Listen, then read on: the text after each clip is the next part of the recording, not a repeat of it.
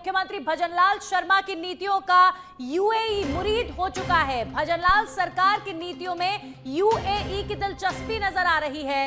राजस्थान विदेशी निवेश में बना सकता है नए रिकॉर्ड। जयपुर में संयुक्त अरब अमीरात के डेलीगेशन ने मुलाकात की है। मुख्यमंत्री भजनलाल शर्मा के साथ उच्च स्तरीय वार्ता हुई है। रामबाग पैलेस में यूएई के मंत्रियों के साथ बातचीत हुई है। राजस्थान के डेवलपमेंट मॉडल से यूएई काफी दिलचस्पी दिखा रहा है और राजस्थान के डेवलपमेंट मॉडल को विदेश भी अब पसंद कर रहा है। राजस्थान में जो विदेशी निवेश हुआ है उस मॉडल को पसंद कर रहा है और इसीलिए संयुक्त अरब अमीरात के मंत्रियों के साथ रामबाग पैलेस में मुख्यमंत्री भजनलाल शर्मा की मीटिंग हुई है। भजनलाल सरकार की नीतियों में यूएई इंटरेस्ट दिखाता हुआ नजर आ रहा है। राजस्थान विदेशी निवेश में बना सकता है नए रिकॉर्ड और पूरी दुनिया में अब राजस्थान का नाम रोशन इस क्षेत्र में हो रहा है और सरकार के कार्यों की प्रशंसा होती हुई नजर आ रही है। एक उच्च स्तरीय वार्ता हुई है रामबाग पैलेस में। यूएई के मंत्रियों के साथ बातचीत हुई है। यह डिस्कशन राजस्थान और यूएई के बीच में हुआ है जिसमें राजस्थान के विदेशी निवेश के मॉडल की तारीफ हुई है क्योंकि राजस्थान विदेशी निवेश में बना सकता है नया रिकॉर्ड। तो ये डेलीगेशन जयपुर पहुंचा। जयपुर में रामबाग पैलेस में यूएई के इस डेलीगेशन के बीच और सीएम भजनलाल शर्मा के बीच उच्च स्तरीय वार्ता हुई है। रामबाग पैलेस में यूएई के मंत्रियों के साथ खास बातचीत सीएम भजनलाल शर्मा की हुई है क्योंकि राजस्थान की सरकार की नीतियों से यूएई काफी प्रभावित नजर आ रहा है। निकाय चुनावों को लेकर बीजेपी मिशन मोड में नजर आ रही है जिसे लेकर बीजेपी प्रदेश कार्यालय में प्रदेश अध्यक्ष मदन राठौर की अध्यक्षता में अहम बैठक आयोजित हुई है। बैठक में मुख्यमंत्री भजनलाल शर्मा भी मौजूद रहे और इस दौरान बैठक में आगामी निकाय चुनावों की तैयारियों को लेकर विस्तार से मंथन किया गया है। बीजेपी विधायक प्रत्याशियों के साथ हुई बैठक में निकाय और पंचायत चुनावों को लेकर संगठन की रणनीति पर चर्चा की गई है।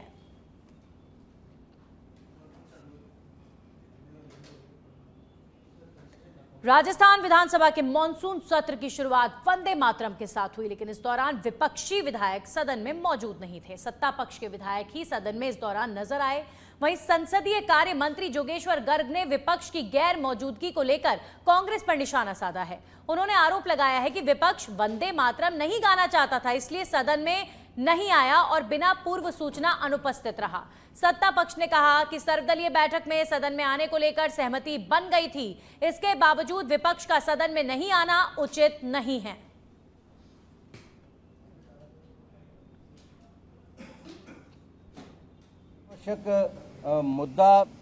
मुद्दा विहीन प्रदर्शन है, मुद्दा विहीन विरोध है और एक अराजकता फैलाने का एक षड्यंत्र का हिस्सा है। सत्ता पक्ष हमेशा जनहित के कार्यों की ओर ध्यान देता है। अब ये तो विपक्ष के ऊपर है कि वो नियम, परंपरा और प्रक्रियाओं का ध्यान रख के सदन चलाने में सहयोग करेंगे। करारी हार कांग्रेस की होगी, उससे बचने के लिए अनेक तरीके के जो हथकंडे हैं वो कांग्रेस अपना रही है। कांग्रेस के अंदर जिस तरह की गुटबाजी है वो भी ये कारण है कि कौन सबसे बड़ा गांधी नेहरू परिवार का चमचा होगा, चमचागिरी करेगा, वो बात भी कांग्रेसियों के मन में है कहीं न कहीं। राजस्थान विधानसभा के मॉनसून सत्र के पहले ही दिन स्कूलों में मीडिया की एंट्री बैन के मुद्दे पर कांग्रेस ने सरकार के खिलाफ मोर्चा खोल दिया। नेता प्रतिपक्ष टीकाराम जूली के नेतृत्व में कांग्रेस विधायक पहले पोदार मूक बधिर स्कूल पहुंचे और इसके बाद पैदल मार्च करते हुए विधानसभा के लिए रवाना हुए। विधानसभा के बाहर कांग्रेस विधायकों ने धरना दिया जिसमें कांग्रेस प्रदेश अध्यक्ष गोविंद सिंह डोटासरा और सचिन पायलट समेत कई वरिष्ठ नेता शामिल हुए। कांग्रेस नेताओं ने सरकार पर तानाशाही का आरोप लगाया। वहीं विधानसभा में प्रवेश की कोशिश कर रहे कांग्रेस विधायकों को पुलिस ने बैरिकेड्स लगाकर रोक दिया। इस दौरान पुलिस और कांग्रेस नेताओं के बीच धक्का मुक्की भी हुई है और कई कांग्रेस नेता बैरिकेड्स पर चढ़ गए। प्रदर्शन के चलते विधानसभा के बाहर सियासी माहौल काफी गर्मा गया।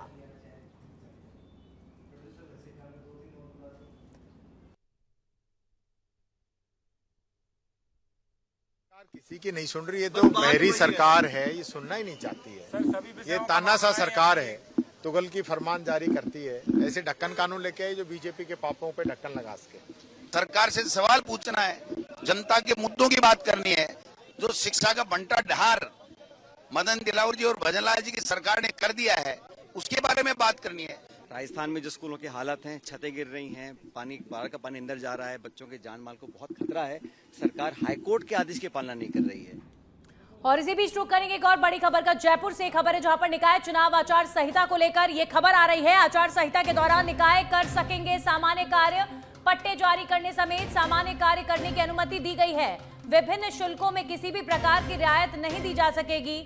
शहरी सेवा शिविर की कोई छूट आचार संहिता के दौरान लागू नहीं होगी।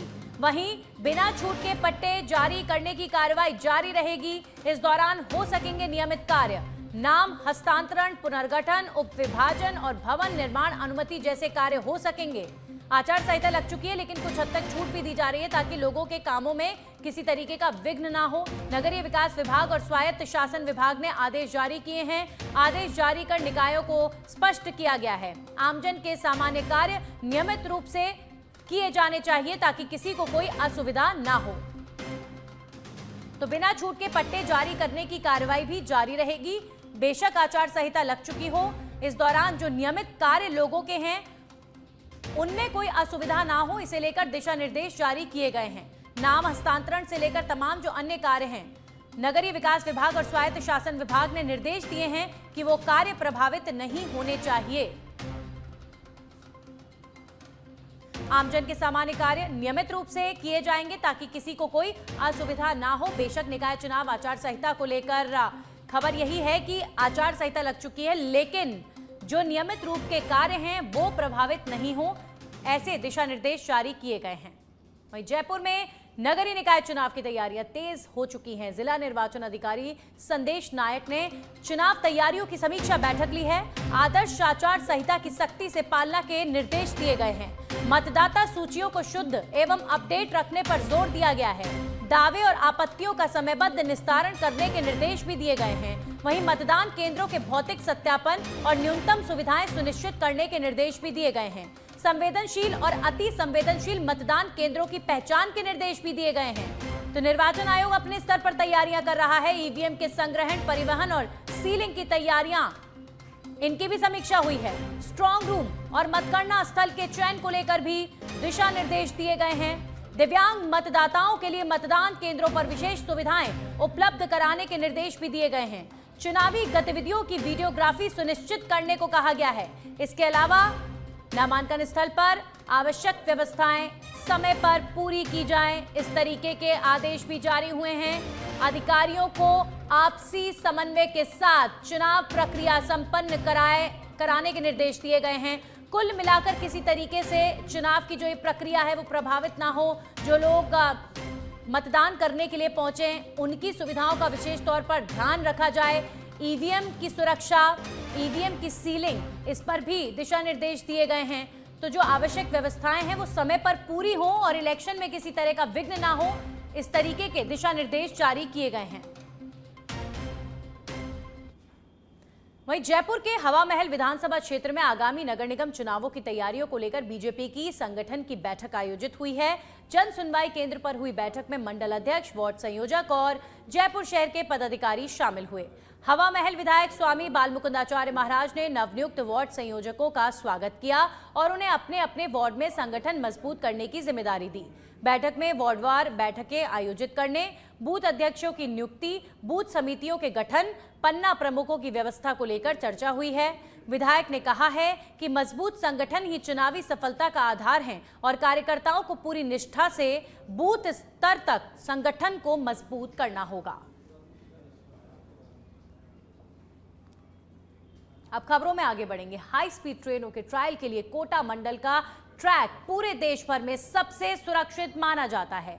वहीं अब पश्चिम मध्य रेलवे के कोटा मंडल में देश की पहली वंदे भारत प्लेटफॉर्म आधारित superfast parcel freight EMU rack के विस्तृत तकनीकी परीक्षण जारी हैं और इसी क्रम में रैक का खाली अवस्था में आइसोलेशन ट्रायल सफलतापूर्वक किया गया है। इस दौरान अधिकतम 145 किलोमीटर प्रति घंटे की गति पर यहां पर परीक्षण हुआ है और इमरजेंसी सिचुएशन को लेकर आपातकालीन ब्रेकिंग दूरी का भी परीक्षण किया गया है। ट्रायल में integral coach factory Chennai, RDSO Lucknow और कोटा मंडल के इंजीनियर्स शामिल हुए हैं।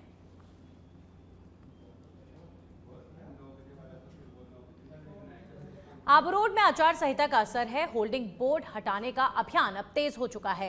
नगर पालिका की 2 टीमों ने मोर्चा संभाला है। बोर्ड और शिलालेखों को ढकने की कार्रवाई जारी है।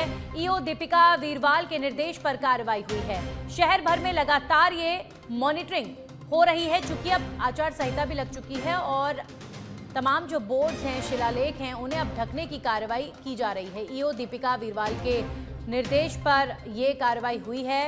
आचार संहिता का असर है और तमाम शहरों में अब मॉनिटरिंग प्रशासनिक स्तर पर शुरू हो चुकी है। किसी भी तरीके से अपनी पार्टी का, अपने नेताओं का, अपने नाम का प्रचार प्रसार आप नहीं कर सकते हैं। शहर भर में अब लगातार इस तरीके की मॉनिटरिंग जारी रहेगी। तमाम बोर्ड्स और शिलालेख जो लगे हुए हैं उन्हें अब छिपाने का, हटाने का जो कार्य है वो किया जा रहा है।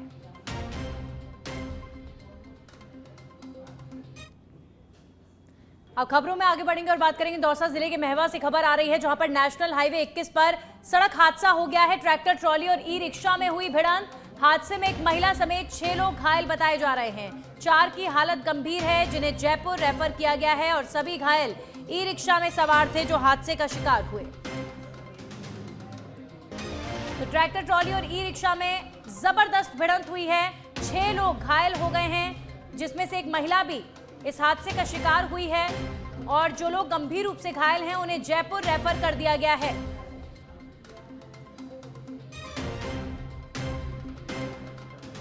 और जयपुर से खबर का रुख करेंगे, जहां पर गोपालपुरा बाईपास पर जेडीए की बड़ी कार्रवाई जारी है।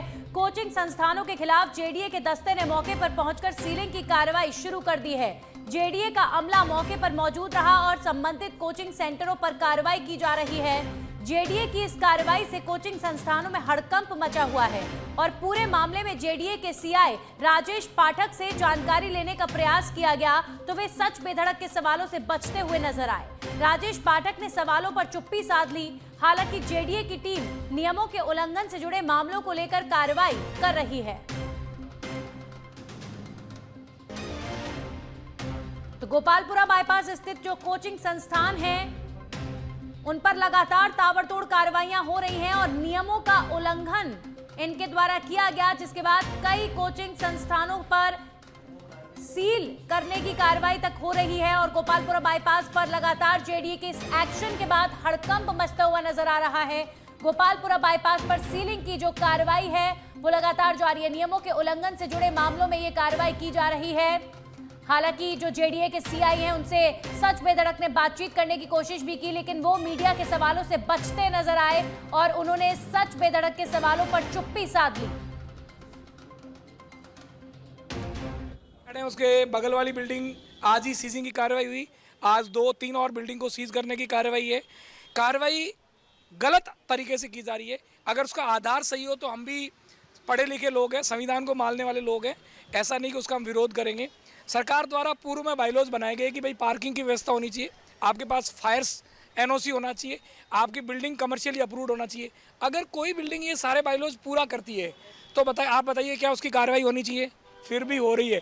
7 दिन का नोटिस कि डॉक्यूमेंट पेश करो, 8वें दिन सामान बाहर निकालने का नोटिस। और आप वहीं जालोर के आहोर से खबर आ रही है, जहां पर करोड़ों की भूमि मामले में हाईकोर्ट का बड़ा आदेश सामने आया है। खसरा संख्या 1008-1009 से जुड़ा है ये मामला। हाईकोर्ट ने 18 अगस्त को आदेश पर लगाई रोक। 3 नवंबर 2025 के आदेश को लेकर उठे सवाल। समझौता विलेख रिकॉर्ड पर नहीं होने का दावा किया जा रहा है। भूमि मामले में निष्पक्ष जांच की मांग की जा रही है। तो करोड़ों की भूमि मामले में हाईकोर्ट का बड़ा आदेश। हाईकोर्ट ने 18 अगस्त को आदेश पर रोक लगाई है। 3 नवंबर 2025 के आदेश को लेकर यहां पर सवाल उठ रहे हैं।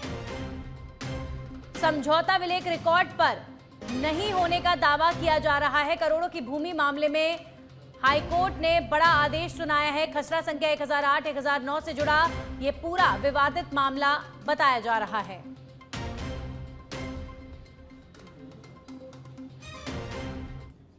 वहीं नगरीय निकाय चुनावों को लेकर जिला प्रशासन ने तैयारियां पूरी कर ली हैं। जिला निर्वाचन अधिकारी टीना डाबी ने जिला कलेक्ट्रेट सभागार में प्रेस वार्ता कर चुनावी तैयारियों की जानकारी दी है। उन्होंने बताया कि मतदान केंद्रों, मतदान दलों, सुरक्षा व्यवस्था और आवश्यक चुनाव सामग्री समेत सभी व्यवस्थाओं को अंतिम रूप दिया जा चुका है। स्वतंत्र, निष्पक्ष और शांतिपूर्ण चुनाव के लिए पुलिस और प्रशासन की ओर से भी पुख्ता इंतजाम किए गए हैं। जिला निर्वाचन अधिकारी ने युवाओं से अधिक संख्या में मतदान करने की अपील की। वहीं राजनीतिक दलों के प्रतिनिधियों के साथ बैठक कर आदर्श आचार संहिता की पालना और शांतिपूर्ण चुनाव प्रक्रिया में सहयोग करने के निर्देश दिए गए हैं। द्वारा एक बैठक आयोजित की गई जिसमें उन्हें मॉडल कोड ऑफ कंडक्ट के जो इम्पोर्टेंट प्रोविजंस हैं उसके बारे में अवगत कराया गया। उनको इसकी कॉपी भी दी गई है हमारी तरफ से, और जो सभी डेट्स हैं आगे की उसके बारे में भी इंफॉर्मेशन दी गई। जैसे लोक सूचना जारी करने की तिथि 27 अगस्त 2026 गुरुवार को होगी। नामांकन पत्रों को प्रस्तुत करने की अंतिम तिथि 31 अगस्त 2026 होगी। नामांकन पत्रों की समीक्षा की तिथि 1 सितंबर 2026 होगी। कैंडिडेसी वापस लेने की अंतिम तिथि 3 सितंबर 2026 दोपहर 3 बजे तक रहेगी। चुनाव चिन्हों का आवंटन 4 सितंबर 2026 को किया। सीकर के श्रीमाधोपुर से बड़ी खबर है, जहां पर करंट की चपेट में आने से एक युवक की मौत का मामला सामने आया है। पौधों में पानी देते समय यह हादसा हुआ। नंगे पैर होने से करंट की चपेट में आया युवक। परिजन अचेत हालत में युवक को अस्पताल लेकर पहुंचे। डॉक्टर्स ने जांच के बाद युवक को मृत घोषित कर दिया। पुलिस ने पोस्टमार्टम करवाकर शव परिजनों को सौंप दिया है। तो करंट की चपेट में आने से एक युवक की मृत्यु। पौधों में पानी देते समय यह हादसा हुआ। नंगे पैर होने से करंट की चपेट में यह युवक आ गया।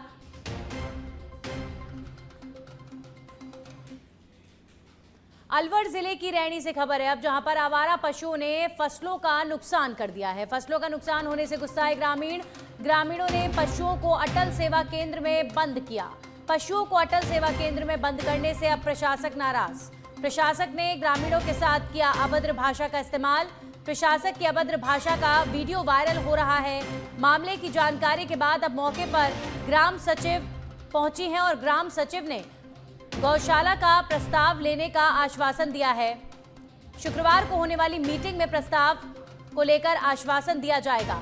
शुक्रवार को नहीं कराऊंगा मीटिंग, ये बात अब सरपंच कह रहे हैं। तो विवाद अब बढ़ता जा रहा है आवारा पशुओं को लेकर। सच बेधड़क अभी फिलहाल वायरल वीडियो को लेकर कोई पुष्टि तो नहीं करता है, लेकिन ये वीडियो वायरल जरूर हो रहा है। बाद ना तो वो सरपंच साहब ने उन गायों को व बंजारों को कोई घाटी पार डूंगर पार करवाया। हम खुद ही ग्रामवासी एकत्रित होकर ना उनको डूंगर के पार लेके गए। उसके बाद फिर अगले दिन सुबह मेरे पास सरपंच साहब का फोन आता है और वो मुझे धमकी देते हैं, गाली गलौज करते हैं और ये कहते हैं कि मैं कोई मीटिंग 21 तारीख को नहीं करवाऊंगा और तुमको करना है जो कर लो। और सेक्रेटरी कौन होते हैं, सेक्रेटरी के द्वारा भी सेक्रेटरी को भी उन्होंने गाली गलौज की है।